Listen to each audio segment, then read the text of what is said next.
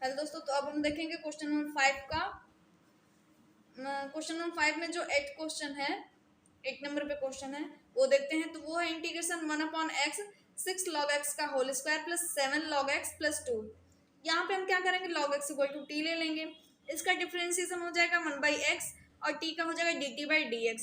dx इस side चला गया क्योंकि यहाँ पे क्वेश्चन में देख रहे हैं हम कि 1/x dx दिया है। तो 1/x dx इक्वल टू क्या हो गया, dt। यानी 1/x dx की जगह पे हम dt रख देंगे। तो ये क्वेश्चन में 1/x dx की जगह पे हम रख दिए dt, और जहां log x है वहां रख दिए t। तो यहाँ पे t रखे तो t का स्क्वायर हो गया प्लस 7t प्लस 2। अब हमको पता होगा कि कोई इक्वेशन दी रहती है तो उसका हम गुणनखंड कैसे करते हैं। तो 7t का गुणनखंड किए तो 70 को दो भागों में बांटे, यानी कि 70 को 4t प्लस 3t लिख दिए। ये खुद से सोचना पड़ता है कि क्या लिखें कि हमारा सही से गुणनखंड हो जाए। तो 70 को 40 प्लस 3t लिख दिए। अब हम देखते हैं कि इन दो पदों में क्या कॉमन है। तो 60 स्क्वायर प्लस 40 में क्या कॉमन है, 2t कॉमन ले सकते हैं। 2t जब कॉमन ले लिए तो यहाँ पे बचा 3t, 2t कॉमन हो गया तो यहाँ बचा 3t और यहाँ पे बचा 2। अब यहाँ पे तो कुछ कॉमन नहीं है, ये 3t है, यहाँ पे 2 है, तो कुछ नहीं है, तो 1 कॉमन हो गया, यहाँ बचा 3t प्लस 2। अब देखिए इसमें भी 3t प्लस 2 है, इसमें भी 3t प्लस 2 है, तो कॉमन 3t प्लस 2 अब हुआ। तो 3t प्लस 2 एक ब्रैकेट में कॉमन हो गया और बचा क्या, तो 2t प्लस 1 एक ब्रैकेट में। अब इसको हम पार्शियल फ्रैक्शन में कर लिए। पार्शियल फ्रैक्शन में a upon 2t plus 1 plus b upon 3t plus 2। ठीक, अब इंटीग्रेशन का साइन हटा के इसको कर लेते हैं सॉल्व। तो इंटीग्रेशन का साइन हटाए 1/2t प्लस 1 3t प्लस 2, और यहाँ से इंटीग्रेशन का साइन हटाए इसका एलसीएम हो गया 2t plus 1 3t plus 2। 2t plus 1 से जब इसको डिवाइड किए तो ये कट गया, बचा 3t प्लस 2। 3t प्लस 2 का मल्टीप्लाई a से कर दिए। यहाँ पे 3t प्लस 2 से जब इसको डिवाइड किए तो ये कट गया, बचा 2t प्लस 1, इसका मल्टीप्लाई कर दिए b से। ठीक, यहाँ पे ये दोनों अपॉन में है, सेम है, कट जाएंगे, बचा 1 इक्वल टू ये जो ऊपर है वो। अब हम इसको पुटिंग वाले मेथड से ही करते हैं, इक्वेशन वाले मेथड से नहीं करेंगे क्योंकि वो ज्यादा हार्ड पड़ रहा है। तो यहाँ पे 3t प्लस 2 इक्वल टू 0 हो गया। t की वैल्यू क्या मिल गई यहाँ से, -2/3। तो यहाँ से हमको t की वैल्यू मिल गई -2/3। अब जहां जहां इसमें t है वहां वहां -2/3 रख देंगे। तो रख दें यहाँ पे -2/3, t की जगह -2/3 रख दिए, यहाँ पे भी t की जगह -2/3 रख दिए। अब ये देखिए ये 3 कट गया, यहाँ बचा क्या, -2 प्लस 2 कैंसिल, 0 0 का मल्टीप्लाई a से, मतलब a वाला पार्ट 0 हो गया। यहाँ पे देखते हैं 2 इंटू 2 -4/3 प्लस 1। जब इसको सॉल्व करेंगे तो क्या आएगा, -4/3 प्लस 1 को जब सॉल्व करेंगे तो आएगा आपका -1/3, यानी b इंटू -1/3 हो जाएगा। देखिए पहले यहाँ पे माइनस हमने लगा दिया है, b इंटू 1/3, यहाँ से ये 1/3 अपॉन में है, 3 जो है डिवाइड में है, जब इस साइड जाएगा तभी तो b की वैल्यू मिलेगी। जब 3 इस साइड जाएगा तो 3 इंटू 1 हो जाएगा, यानी 3 इक्वल टू -b। b की वैल्यू मिल गई हमको -3। ठीक, b की तो वैल्यू मिल गई, अभी a की वैल्यू हमको निकालनी है। तो एक बार हमने लिया है 3t प्लस 2 इक्वल टू 0, इस बार हम लेंगे 2t प्लस 1 इक्वल टू 0। ठीक, तो यहाँ से हमने किया putting 2t plus 1 equal to 0। यहाँ से t की वैल्यू क्या आ गई, -1/2। तो जहां जहां t है वहां वहां -1/2 रख देंगे। यहाँ पे रख दिया हमने, जहां जहां t था ऊपर इक्वेशन में वहां वहां -1/2। तो ये देखिए क्या होता है, 3 इंटू -1/2 यानी -3/2 प्लस 2, और ये देखिए 2 कट गया, -1 प्लस 1 0 0 का मल्टीप्लाई से, यानी b वाला पार्ट 0 हो गया। यहाँ पे -3/2 प्लस 2, इसको सॉल्व करेंगे तो आएगा 1/2। ठीक, a इंटू इसको जब सॉल्व करेंगे तो 1/2। आप सॉल्व करके देख लीजिए, इतना तो आपको पता होगा, -3/2 प्लस 2 है। तो इसको सॉल्व कैसे करते हैं, इसको सॉल्व करेंगे तो 1/2 आ गया। अब 2 इस साइड चला गया क्योंकि a की वैल्यू हमको निकालनी है। 2 जब इस साइड गया, a की वैल्यू आ गई 2, b की वैल्यू आ गई -3। ठीक, अब a और b की वैल्यू हमने इक्वेशन में रख दिया। a की वैल्यू है 2 और b की वैल्यू है -3। 2 कांस्टेंट है इसलिए बाहर, बचा 1/2t प्लस 1, और यहाँ पे b की वैल्यू है -3, तो -3 बाहर कांस्टेंट है, बचा 1/3t प्लस 2। 1/2t प्लस 1 है, इसका क्या हो जाएगा इंटीग्रेशन, log 2t प्लस 1। लेकिन 2t+1 का अपॉन में डिफ्रेंसिएशन भी करवाना पड़ेगा। ऐसे यहाँ पे -3 इसका क्या हो जाएगा इंटीग्रेशन log 3t+2, लेकिन 3t+2 का डिफ्रेंसिएशन भी करवाना पड़ेगा अपॉन में। ठीक, ये 2 log 2t+1 डिफ्रेंसिएशन देखिए क्या होता है। 2 तो कांस्टेंट है, 2 तो बाहर हो गया, t का डिफ्रेंसिएशन हुआ तो 1 आया, यहाँ पे 1 का डिफ्रेंसिएशन हुआ तो 0 आया। ऐसे यहाँ पे 3 कांस्टेंट है बाहर, t का डिफ्रेंसिएशन 1 आया, 2 का डिफ्रेंसिएशन 0 आया। ठीक, अब यहाँ पे देखिए क्या हो जाता है 2 × 1 2 + 0, 2 में 0 जोड़ेंगे तो 2 ही तो आएगा, तो ये अपॉन में 2 आ गया, ऊपर भी 2 है, 2 से 2 तो कट जाएगा, बचा क्या log 2t+1। ऐसे यहाँ पे देखिए 3 × 1 3, 3 में 0 जोड़ेंगे तो 3 ही आएगा, तो ये अपॉन में आया 3, ऊपर भी है 3, 3 से 3 कट गया, तो बचा क्या log 3t+2। अब t इक्वल टू हमने क्या लिया था शुरू में, तो log x equal to t लिया था, तो जहां जहां t है वहां हम रखेंगे log x। तो देखिए अब यहाँ पे देखिए ये भी ध्यान देना कि log m - log n के रूप का है, तो इसको क्या लिखते हैं log m/n। ठीक, तो log m की जगह पे क्या है 2t+1, n की जगह पे क्या है 3t+2।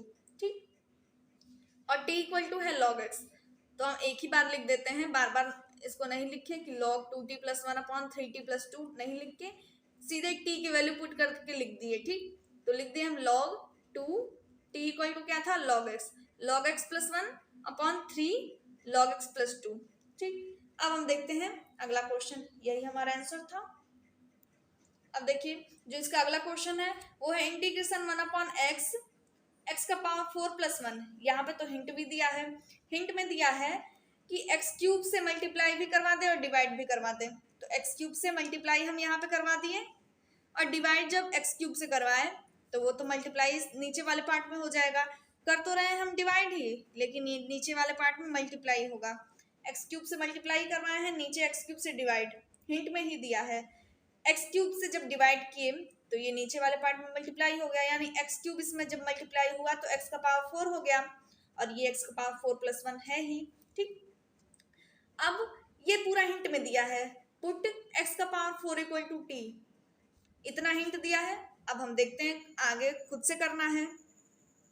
अब यहाँ तक तो हिंट में दिया x का पावर 4 = t, अब x का पावर 4 का जब डिफ्रेंसिएशन करेंगे तो क्या आ जाएगा, जब डिफ्रेंसिएशन करते हैं तो जो पावर में रहता है वो आगे आ जाता है, यानी 4 आगे आ गया और पावर में से 1 घट जाता है, तो 4 - 1 3, तो 4x का पावर 3, t का डिफरेंस है dt/dx।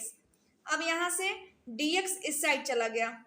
ठीक, क्योंकि यहाँ पे हमको क्वेश्चन में जरूरत है x³ dx की, तो जब dx को इस साइड भेज दिया और 4 को इस साइड भेज दिया, क्योंकि यहाँ पे जरूरत है x³ dx, तो ये देखिए x³ dx हो गया और इस साइड हो गया dt/4, ये 4 आ गया अपॉन में और यहाँ से dx उठ के इस साइड चला गया, तो अब हम x³ dx की जगह पे dt/4 रख सकते हैं और x का पावर 4 की जगह पे t रख सकते हैं। ठीक, तो देखिए यहाँ पे x³ dx की जगह पे dt/4, अब ये कांस्टेंट था इसलिए 1/4 करके हमने बाहर कर दिया इसको, और x का पावर 4 = t, तो यहाँ पे x का पावर 4 तो यहाँ पे t रख दिया है, यहाँ पे x का पावर 4 तो यहाँ पे t + 1। अब इसको हमने पार्शियल फ्रैक्शन में कर लिया तो हो गया a/t + b/t + 1। ठीक, अब इंटीग्रेशन हटा के हम सॉल्व कर लेते हैं, इंटीग्रेशन हटा दे तो ये आया 1/4 1/t t + 1 और यहाँ पे t + 1 एलसीएम लेना है, एलसीएम लेके सॉल्व तो होगा, तो t + 1 एलसीएम हुआ, t से जब डिवाइड करेंगे तो t कट जाएगा, t + 1 बचेगा जिसका a से मल्टीप्लाई हो जाएगा, यहाँ पे t + 1 से इसको डिवाइड करेंगे तो ये t + 1 कट गया, बचा t, तो b से मल्टीप्लाई हो गया t का।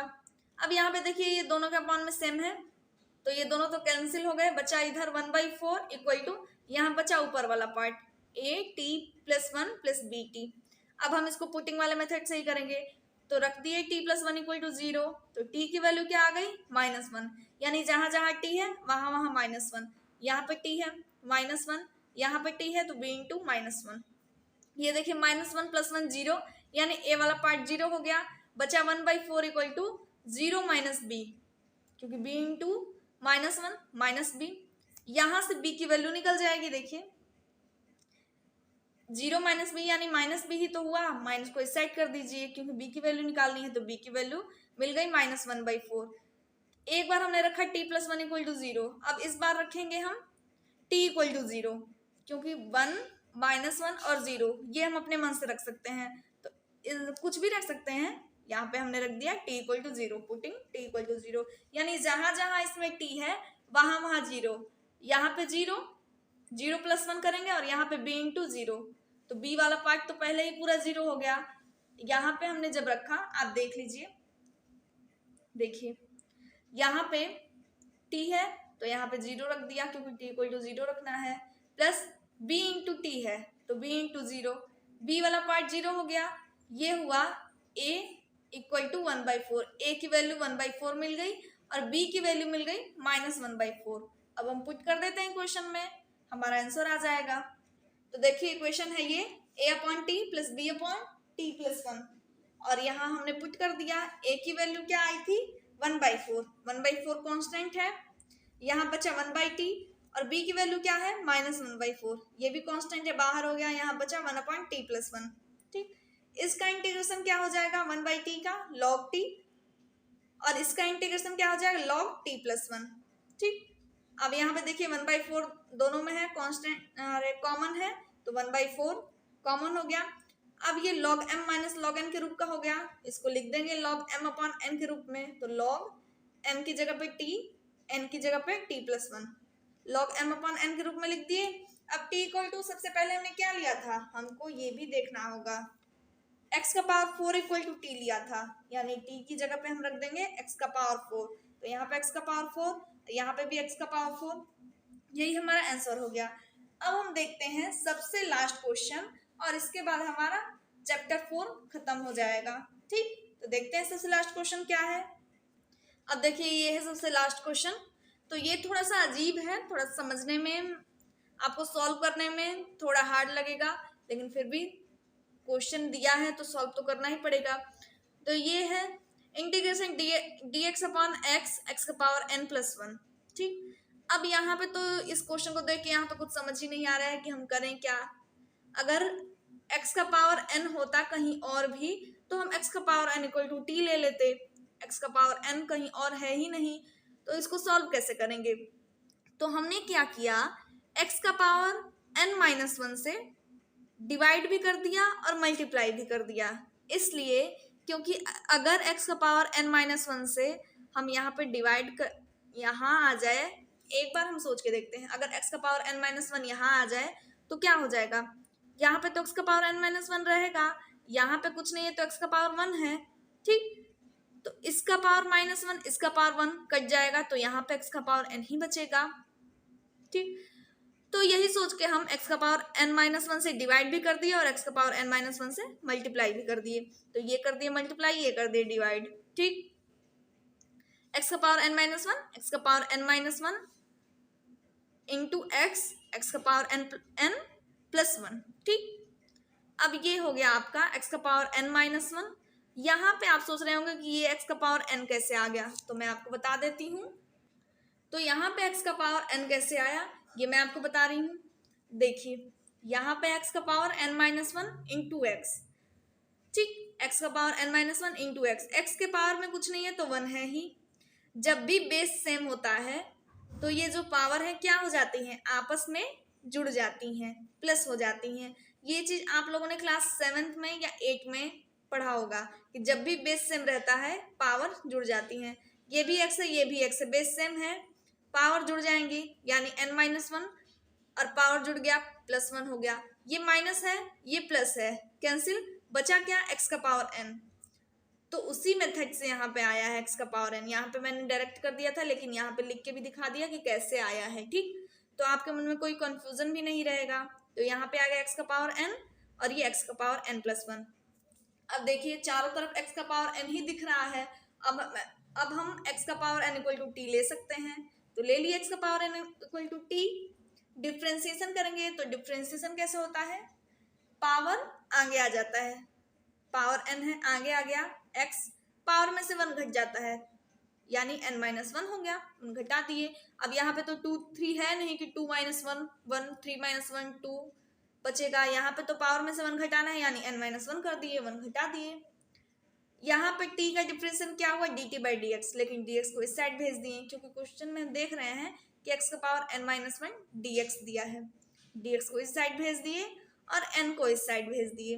ठीक, यहाँ से dx को इस साइड भेजे और n को इस साइड भेज दिए, क्योंकि हमको वैल्यू पुट करनी है x का पावर n-1 dx की, उस हिसाब से कर लिए।